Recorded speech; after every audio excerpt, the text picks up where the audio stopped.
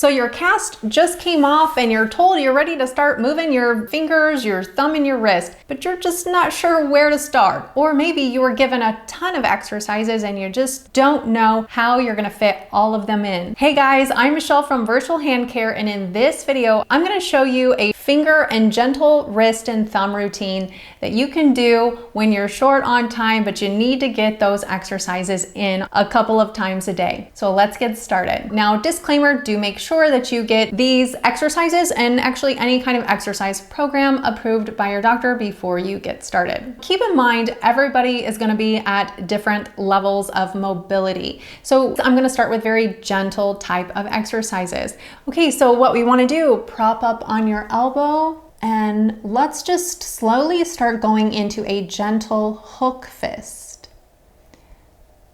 Now, a hook fist is where you keep the knuckles on the back of the hand straight and you only try to bend just the middle joint and the tip of the finger. You're not trying to come down into that full fist yet. So we're just trying to warm the fingers up. We're trying to get these long flexors to start moving and gliding through this wrist. And so you don't want this to be an aggressive flexion. You're just looking to just curl just the middle joint, and you want to go as straight as you can also. So trying to curl into a hook and straighten up those fingers. That might even be difficult for some of you as well. Hook and straight and hook and straight. Now, if you find that you're not able to do that hook very good, let's go ahead and do a little bit of stretching. So we're going to go ahead and go to that index finger and we're going to lightly pull that finger down into flexion. We're going to hold a couple of seconds and release that. Now let's go to that middle finger coming down. And again, we're stretching into that hook. We're not trying to stretch all the way down into the fist. We're just going to go into that hook, stretch down. Now, this might be more comfortable down like this, and that's okay. You can definitely stretch this way where you rest your hand down on a table or a pillow, and you can gently stretch that ring finger that way. I'm going to go ahead and prop up like this just so you can see this better. And up. And small finger. Often I find that small finger can be one of the most sore of all the fingers. Often this cast is up way too high and your finger doesn't get much mobility. So we definitely want to make sure we give care to that small finger. And let's go ahead and go back through again. Stretching into that hook. Hold a few seconds. Stretch into that hook. Stretch into that hook. And making sure that wrist is nice and straight when you're doing these as well. You want to make sure your wrist isn't in this forward position when you're trying to bend your fingers. You want that wrist to try to be in a nice straight or even a little bit back. And that might get easier as you start doing a little bit more wrist motion. And again, pulling that small finger down into that hook. And relax up. Now let's just do a couple more of those hooks to see if that feels a little bit looser now. So hook and open, hook and open. And notice I'm also moving the thumb a little bit too, trying to get that thumb to move a little bit. Often the thumb can also be very stiff. And relax. Good. Now let's go ahead and place our other hand here right into our palm, right below the crease right here. This is our distal palmar crease right here. And we're just going to let our other hand just kind of nice and lightly support the wrist and the fingers. And we're going to go into what's called MP flexion. These are your MPs or your large knuckles.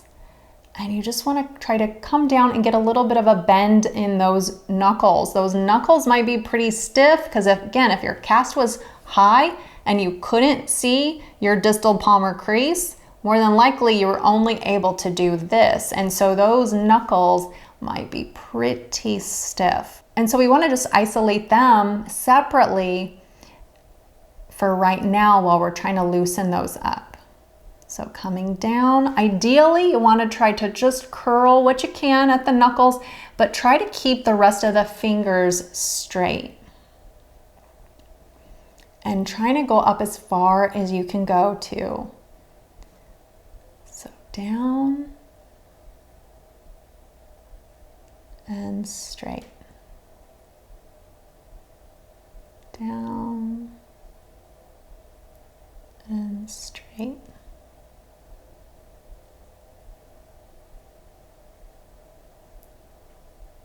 Now, if you feel like that's difficult to do, what you can also do is try to come on top of your hand there and just apply a little bit of gentle pressure on those knuckles just to help stretch those knuckles out a little bit. Hold a couple of seconds. So your hand is on top of the knuckles here. Again, you want to make sure the wrist isn't kind of coming forward and you're trying to stretch. We want that wrist kind of in a nice neutral position.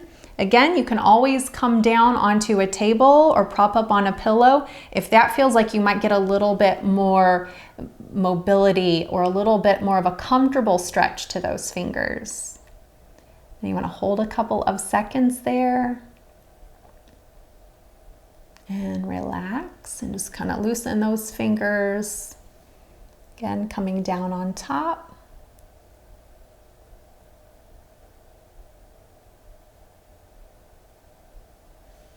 And kind of loosen those.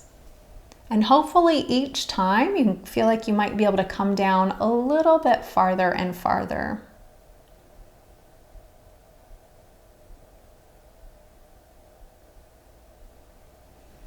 And good.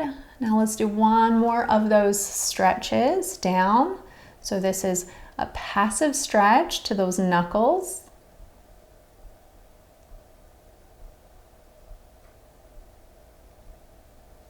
Good.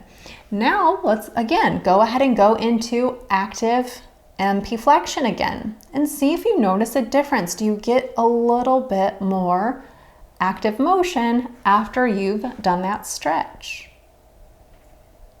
We'll just do a couple of these.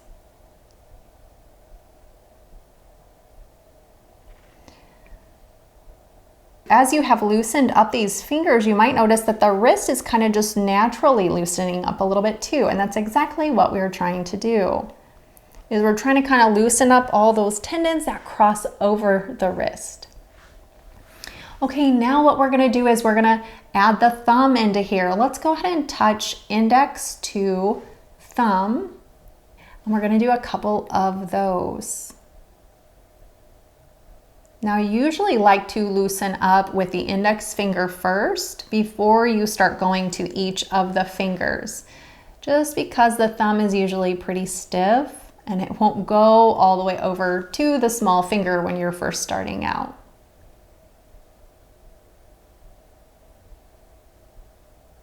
Now, if you're able, you want to go to touch the tip of the thumb to the tip of the middle finger then and open.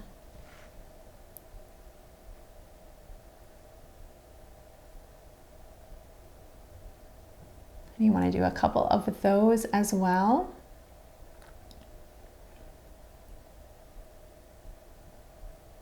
Then to the ring finger.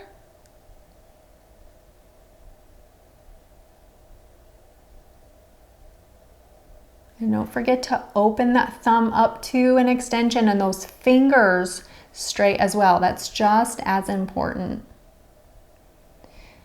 Now, if you can't touch the ring finger and you can only get this far, that's okay. Your motion would kind of just look like this then. You're just at least trying to go towards that finger.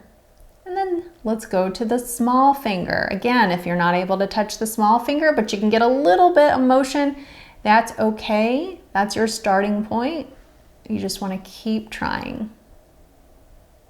But if you can touch and open. And then of course you can do about 10 to each of the fingers if you're wanting to do these as a separate exercise.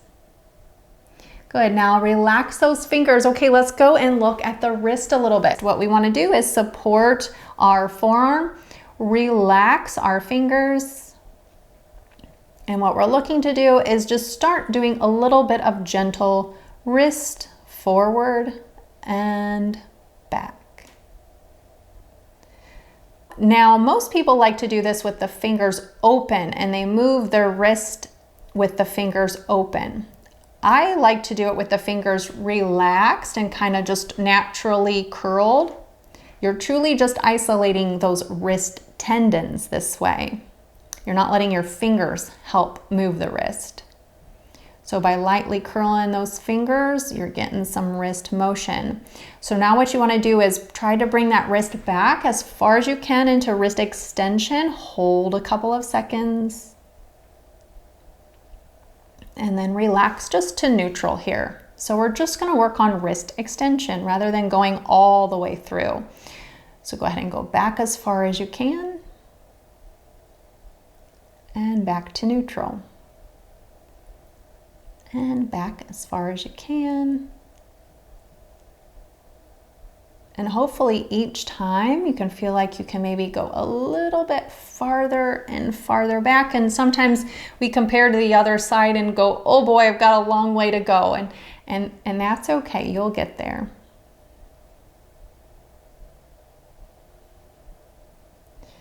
Good, now let's go into wrist flexion. And as you go into wrist flexion, you might notice those fingers pop open a little bit, and that's okay. And come back up to neutral wrist. And forward.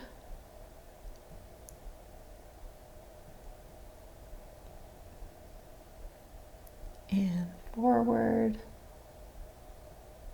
You can go nice and slow with these. You can also hold these for a couple of seconds.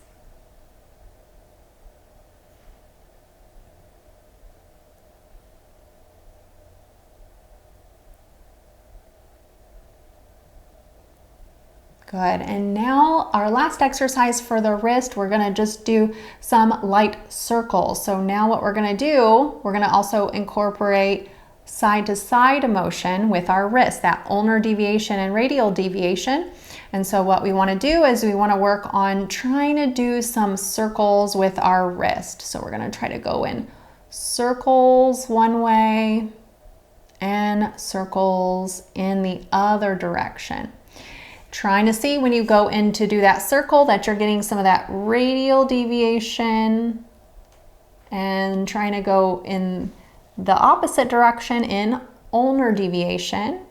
And then you bring that wrist around in wrist extension, and then you bring that wrist around in wrist flexion. So by doing circles, you're combining all those motions, that wrist flexion, ulnar deviation, wrist extension, radial deviation. Kind of a good way to get all those motions going. And then you can go into the reverse motion.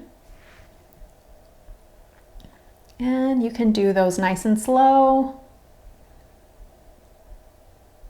Or if you feel a little loosened up, you can go a little bit faster with that. You can kind of just continue to do a little bit of back and forth. One way might be a little bit easier than the other if you're a little bit stiff.